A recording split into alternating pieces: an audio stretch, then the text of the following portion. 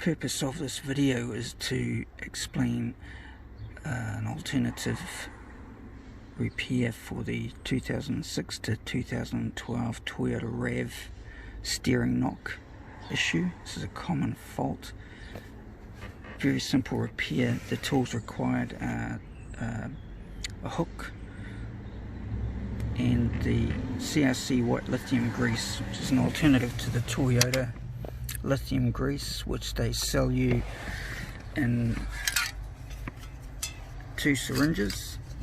I find that the CRC spray can allows you to get more grease into the steering column and steering shaft, and that helps to resolve the problem. So once you've got the hook in the seal, gently pull that back, put the nozzle of the can in the shaft, and then just fill the shaft with oil, with grease. Very simple, and this solves the problem. Thanks.